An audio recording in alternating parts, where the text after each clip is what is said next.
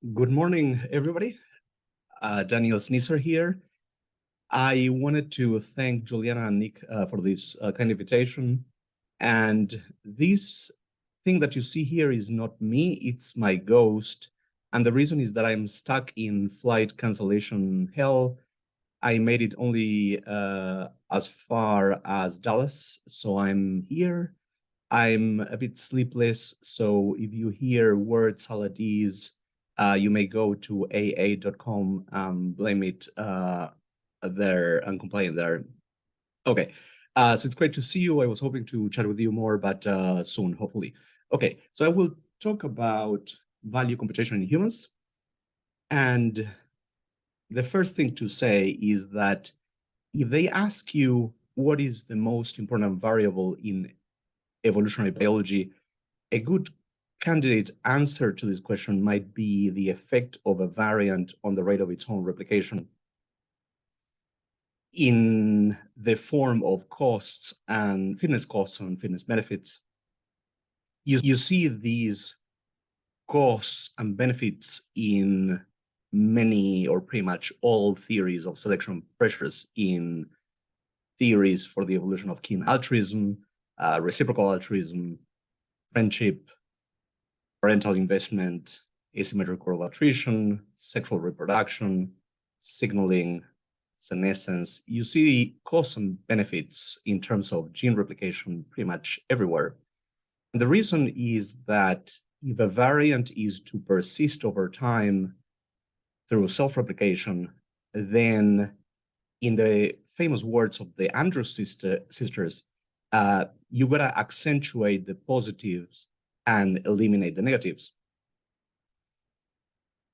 We organisms are unable to compute the fitness costs of things. For example, the fitness costs of an act of sex with a given individual or the acquisition of a given technique, if only because effects on gene replication continue to accrue long after the individual is dead. And unfortunately, we are not omniscient gods. And so it's impossible to know the effects of things on gene replication. So this means that costs and benefits need to be guesstimated internally by adaptations. In my previous work on emotion, I found regularities in the actions and traits that people value and disvalue in other people. And I found these regularities in many different cultures and also over millennia work with ancient laws, such as the laws of Eshnuna, 4,000 years old. So, for example, the more people disvalue an action in the Amazonian Ecuador, the more people disvalue that action in Mongolia, for example. And the more people have that trait, that is disgraceful trait in Mongolia, the more people feel shame. And the shame of the Mongolians track the devaluation expressed by Ecuadorian Amazon. So very striking regularities in time and space. And so these led me to take a closer look at the psychology of value computation. This is one part of the work we're doing in my lab. The goal here of this research program is to create a theory such that you can input in the theory anything and everything that humans in principle can value or disvalue. And this theory should be well specified such that it outputs the values that humans actually impute to those things in the manner that people impute value. The theory here is pretty simple. It's that things, organisms, events, and state of affairs afford positive, neutral, or negative long-run effects to the replicative probability of the focal individual's genes. And at the most general level, values are internal estimates of those effects. Values are computed not for the sake of knowing from the standpoint of the cosmos or the individual himself or herself. Values are for doing, values are useful, they're accessed by regulatory mechanisms to steer decision, physiology, and behavior in the right direction. So apples and friends afford fitness benefits in general, and because this is echoed in the value architecture, you approach those things, and reciprocally for lions and foes. There are fitness effects that are very evolutionarily stable, and when that's the case, then it's the computer of natural selection that compute those effects. And those effects are expressed very stably in the architecture. So fitness effects of having two eyes or a heart are part of the typical architecture of humans. So those are, we can call those things values, and they are fixed. On the other hand, there are fitness effects that can be rapidly fluctuating over only a few generations or within the individual's lifespan. And these rapidly fluctuating fitness effects need to be dynamically computed and recomputed by the brain. For example, the value of associating with your neighbor Mary. Today is high, tomorrow it may be even higher. And these rapidly fluctuating values are computed not only in the brain, I think, but also in other places in the architecture, in cells or other places. Okay, so there's a big research literature on value with contributions from social psychology, cultural psych, neuroscience, F-psych, and other fields too. And evolutionary psychology emphasis on adaptive functionality and domain specificity deserves special mention here in this big literature. And this is because these contributions roused us from our instinct blindness stupor. So here we have William James saying that the common man can only say, of course, we love the maiden. But this is obvious that we love the maiden or that the maiden is pretty only because we have very particular kinds of value estimators designed to solve very particular kinds of adaptive problems. So there's work in F-psych and adjacent areas that gives us hints on how the brain computes the value of social partners and the value of kin and the value of mates and the value of habitats and landscapes and many other types of value, the value of food and tools and ideas and actions and allocations and many others. And this is terrific, important, very important work. It's a big chunk of F-psych and many others. Okay, however, I want to say I think there's a large number of design specifications in value computation which are independent of content domain. And many of these haven't been mapped or even considered. When I say design specs independent of content domain, I mean there might be in the head design specifications for computing the value of anything and everything, foods, tools, shortness of the value of shortness of breath, the value of hanging out with your friend Nisa, the value of explanations, the value of rating the neighboring group, and on and on and on. So there's a ton of specs, I think, exactly 45, as you can see here. And specification number one, accuracy. The architecture needs to compute value accurately. And so, for example, if you have objects like these foods, and you have a variant of a value estimator that imputes value in this fashion, compared to these, a variant of value estimator that imputes value in this fashion with better correspondences is likely to outcompete, outreproduce these variants. So today, we probably are the heirs of these accurate variants for accurate value computation. The value imputed to a thing, be it a food or injury or mate or event, positive or negative, must correspond to one or more attributes of a thing that would have been and might still be causally linked to fitness effects. So for example, to give a concrete example, the subjective food value imputed to a food must correspond to the nutrient content of the food, for example.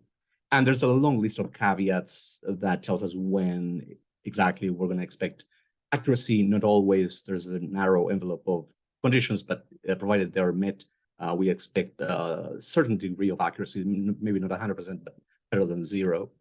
And so here we have, the world and value estimator value. If there's accuracy, this machine tracks the real world. And okay, so first pass simple empirical study to see if this is true, pre-registered many different food items, cheeseburger, bacon, tomato, onion, orange, almond, and so on. I've shown this to 180 Turkers in the US. Each subject saw 40 different food items. And for each food item, I asked subjects, how much enjoyment would you get if you ate food item X? And this was a simple 1 to 100, I believe, Likert scale measure of the subjective food value imputed by the subject to each of the 40 food items. So result number one is that participants' enjoyment of food items accurately track the nutrient content of the items. So here you have food value subjective here, and these are the nutrients of the foods. And I computed these, I collected the data from USDA nutrient tables.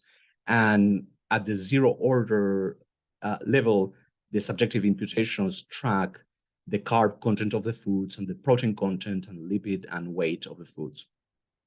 And when you enter all of these things in the regression, multiple regression predicting subjective food value, carbs and proteins uniquely significantly predict food value. I wouldn't make much of the lack of lipid effect because we know lipids are important and probably many other nutrients. This is a first pass scattershot approach. So we have some indications that there's accuracy in the subjective evaluation of foods. Okay. A second design specification that I've been working on is the issue of integration. And the architecture needs to properly feed and integrate value information into the many systems or computations that use value information as inputs. Many systems we know from the literature, there's incredibly interesting research suggesting that emotion system, memory systems, motor command, attention, and many others use value information as inputs in their computations. They can be calibrated better if they have value information. And so value information must be transmitted faithfully within the architecture and be appropriately echoed in the outputs of the computations that use value information as inputs. There's many different meanings of integration of value. One simple meaning is bundles. You know that the bundle on the right intuitively has more value than the bundle on the left. And in order to know the value of the bundle on the right, you need to add sum over the value imputed to each individual constituent in the bundle. There's a different meaning of integration, which involves complex scenes with values at different levels and dependencies. There's a similarity with syntax, I think, Jackendorfian similarity, which I think is interesting. So imagine you have a neighbor who gives you an apple. Well, there's value in the apple, there's nutrients in the apple. And in addition, there's social value in having your apple-giving neighbor around you. And moreover, the social value imputed to the neighbor is a function of the value imputed to the apple, perhaps. Imagine, alternatively, that your neighbor gives you a whole roast pig. Perhaps you value them more. Okay. So you need to integrate the social value imputed to the neighbor, you need to take on account the value of this apple, and that's integration too. So to give an example here, a concrete example, the intensity of gratitude aroused if someone gave you an apple needs to reflect the subjective value imputed to the apple. And so this would be integration here. And in addition to this one question, I asked 5 additional between subject conditions. Tell us the social value that you think someone has if they are able to produce this food, the gratitude that you would feel if someone gave you this food, the anger if someone stole this food for each of these food items, the shame if you stole, the pride if you are able to produce. The result 2A is that integration, participants' emotions and social valuation imputed to other people, those things track the values imputed to foods. So you see very strong effects here. And in plain English, this means that the more the subject values a given food value, a given food item, the more anger other people report if someone steals that food item, and the more gratitude they feel if someone gives them that food item, and the more shame they would feel if they themselves steal that food item. Okay, so you have this situation, you have the world value estimator and value integrating in some adaptations. If you have accuracy and integration, you may have a situation where, imagine this adaptation is the anger system delivering a given degree of anger intensity. You could have a situation where the protein content of food, which is a feature of the world, could be echoed in the intensity of anger. The intensity of anger may be proportional to the protein content of the food if there's accuracy in integration. So features of the world may be echoed throughout the architecture via value. So you have this, and for each of these emotions and social valuation of other people, it is the case that each of these things are tracked uniquely by carb and protein content. Here in shame only protein content. But so in plain English, this means that the more carb content a given food has, the more anger the person feels if that food item is stolen from them, and also for protein independently. Okay, it's important to compute the value of bats, not only the value of goods, of course. And so this is study 2, again, first pass, simple study with 28 diseases and injuries. So things such as hip fracture, eye puncture wound, hand laceration wound, the flu, malaria, and so on. And so disease injury value is how bad do you think it would be for you if you had this disease. Gratitude if you have this disease and someone cures this disease, and same logic. And here you have similar results as with the foods.